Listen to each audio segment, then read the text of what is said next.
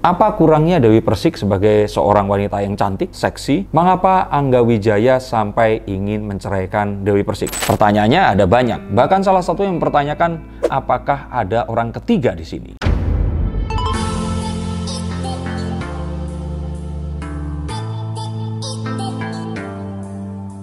Halo Science-Seekers, kembali berjumpa bersama saya Denny Darko. Tidak ada namanya misteri, yang ada adalah tanda-tanda yang kita semua coba untuk mengerti. DM dan juga message berdatangan meminta saya untuk membacakan tentang pengajuan cerai atau gugat cerai dari Angga Wijaya kepada istrinya Dewi Persik. Saya jujur kaget mendengarkan ini dan tidak tahu menahu sampai akhirnya saya membrowse di YouTube dan saya mendapati banyak video di situ yang mempertanyakan hal tersebut. Bahkan beberapa kali Dewi Persik pun diwawancara, tetapi tidak satu pun video yang mewawancara Angga Wijaya. Ada yang bertanya kepada saya, ini gimmick atau bukan? Saya kenal pribadi dengan mereka berdua, kayaknya kalaupun gimmick mereka tidak akan berani terhadap hal yang sakral seperti pernikahan ini. Jadi jelas ini bukan gimmick. Walaupun saya belum sempat bertemu atau mengobrol salah satu dari mereka. Tapi melihat adanya satu wawancara kepada pihak Pengadilan Agama Jakarta Selatan bahwa kepanitraan ini menerima permohonan cerai talak. Jadi ini bukan gugat cerai ternyata, atau izin minta cerai dari Angga Wijaya kepada Dewi Muria. Apa kira-kira alasannya? Apa kurangnya Dewi Persik sebagai seorang wanita yang cantik, seksi, terkenal,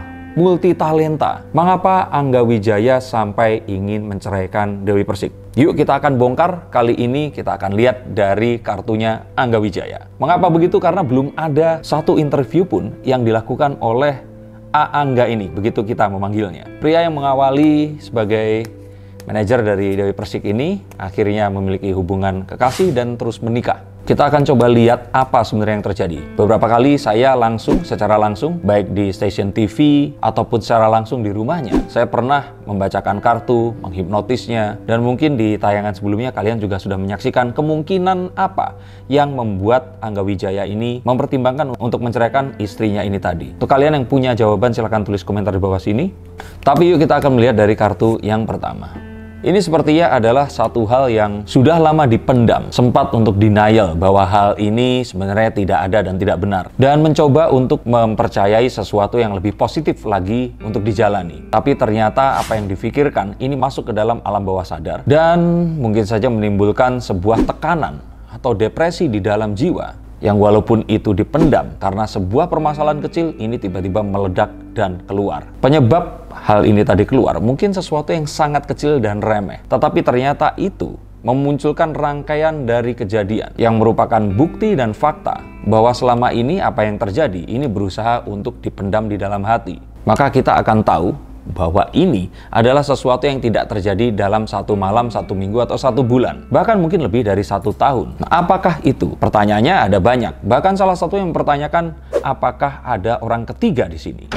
Tapi sebelum kita membahas tersebut, maka kita akan tahu bahwa the Ace of Swords ini sepertinya adalah satu hal yang tidak disadari. Mungkin saja sebelumnya saat berpacaran atau bekerja bersama, terus kemudian menikah, hal ini belum disadari. Tapi ini adalah satu hal yang terus kemudian muncul setelah pernikahan. Di awal mungkin ini adalah sesuatu yang, mungkin ini sesuatu yang akan terjadi secara jarang atau langka. Tapi ternyata hal tersebut berulang, dan akhir-akhir ini mungkin saja ini lebih sering daripada yang sebelumnya. Ini bukan sesuatu yang langsung buruk. Mungkin semua orang yang menikah mengalami hal ini tadi. Tapi tentu saja penerimaan dan juga cara menyampaikannya ini akan berbeda di setiap pasangan. Dan rupanya subjek yang saya bacakan kartunya ini mulai tidak bisa lagi menahan semua yang terjadi. Tapi bukan artinya terus yang wanitanya ini melakukan sesuatu yang negatif, tidak. Tetapi memang terkadang daya tahan seseorang terhadap sesuatu itu berbeda-beda. Dan hal yang harus ditahan pun ini juga berbeda-beda. Ada satu pria yang tidak tahan saat wanitanya ini banyak bicara atau talkative, tapi ada satu pria yang lainnya juga yang tidak tahan saat si wanitanya ini banyak diamnya. Marah diam, senang diam, semua diam. Dan ini banyak dijumpai. Maka artinya ini adalah sesuatu yang personal. Dan saya lihat di antara keduanya tidak ada yang buruk di sini. Ini hanyalah perkara mungkin saja di sini cocok atau tidak cocok di antara mereka berdua. Ternyata mulai banyak hal yang terus kemudian tidak pernah disadari saat awal-awal pernikahan mereka ini muncul terutama saat kondisi misalkan pandemi kemarin, di mana pasti permasalahan keuangan ini naik dan turun. Kehidupan juga seperti itu. Sehingga apa yang terjadi ini mungkin saja sesederhana terjadi dengan semua orang. Tapi yang saya lihat di sini, sepertinya Angga Wijaya ini mungkin sedang emosi saja sehingga di akhirnya masuk ke titik ini tadi. Tapi tentu saja ini bukan sebuah hal yang memang terjadi tanpa sebuah alasan. Tapi kalau kartu yang saya lihat, sepertinya ini masih bisa diselamatkan. Apakah sudah mencari jalan? Kalau saya pikir, sang pria ini tadi sudah berpikir lama tentang hal ini. Dan mungkin saja dia sudah mencari jalan kemana-mana dan ternyata jalan yang dijumpainya ini buntu. Bahkan beberapa orang ini terpaksa mengambil keputusan. Ini karena kadang-kadang sang wanita, ini beberapa orang ya, itu mengatakan ya misalkan marah dikit bilang cerai, malah dikit bilang cerai seperti itu. Ini satu hal yang sering saya dapatkan dari klien-klien saya. Mereka seorang wanita dan mereka ini mungkin saja mengalami tekanan dalam hidupnya. Sehingga apapun yang terjadi itu selalu pengen pergi, pengen berpisah, pengen bercerai, seperti itu. Nah, bisa saja di sini ada sebuah kondisi yang dimana ya sudahlah, untuk kali ini saya akan turuti keinginan kamu. Apakah masih ada saling sayang di antara mereka? Kalau saya pikir ini masih kuat sekali. Masih menganggap yang satu ini adalah kekasih hati dan juga pasangan hidupnya. Masih sangat menginginkan pernikahan ini terus ada. Bahkan mungkin di dalam hati mereka berpikir bahwa dengan perpisahan ini, siapa tahu nanti mereka akan bisa kembali. Tapi apakah mungkin itu terjadi? Lalu jika memang masih saling mencintai, mengapa salah satunya ingin pergi? Untuk kalian semua yang pernah mengalami hal serupa, silahkan tulis komen di bawah ini. Tapi kalau yang mengalami serupa tapi belum tahu jalan keluarnya, silahkan hubungi nomor di bawah sini. Sehingga apa yang saya lihat di sini, ini adalah sebuah kelelahan tingkat tinggi dan terus kemudian berpikir ya sudahlah, apapun yang terjadi break dulu atau berpisah dulu dan mencoba untuk tidak berbicara. Dan saya melihat bahwa mereka sepertinya sudah tidak satu rumah lagi, walaupun pendaftarannya ini didaftarkan dengan kedua alamat masih menempati tempat yang sama. Mungkin saja KTP-nya seperti itu. Saya juga melihat di sini bahwa ini sepertinya yang wanita tidak tahu menau dan bingung mengapa ini terjadi. Tapi yang pria ini merasakan bahwa ini adalah sebuah kulminasi. Ini adalah sebuah hal yang merupakan puncak dari semua yang sudah dirasakan. Maka yang terjadi di sini sebenarnya adalah kembali lagi kepada hari pertama kali mereka menikah. Bagaimana mereka akan berjanji untuk saling membagi perasaan yang ada, untuk saling mencoba berbicara dan mendengarkan. Saya melihat bahwa mungkin yang wanita ini belum merasakan dan tahu ini kenapa kok seperti ini. Dan yang pria pun merasakan sebagai sebuah puncak dari semua yang terjadi ini, terpaksa harus melakukan hal ini tadi.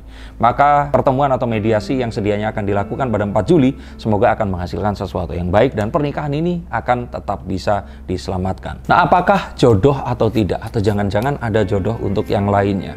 Kalau saya lihat mereka berdua ini jodoh. Jodoh itu ada dua, yang cocok karena sama, dan yang kedua adalah yang saling melengkapi. Kalau saya melihat ini lebih ke yang saling melengkapi, di mana Dewi Persik yang memang memiliki satu pribadi yang keras dan juga kuat, ini harus dilengkapi seseorang yang bisa melembutkan apa yang dirasakan oleh Dewi ini tadi. Sayangnya memang ini semua terbalik. Seharusnya keras dan juga penuh perjuangan itu ada di pria dan kelembutan di wanita, tapi sebenarnya ini tidak masalah jika ternyata bisa saling melengkapi. Coba cerita siapa kalian yang terbalik juga seperti ini. Dan dari situ kita akan lihat bahwa mereka berdua ini walaupun saling struggle satu sama lain, tetapi mereka berdua ini masih yang terbaik untuk satu dan yang lainnya.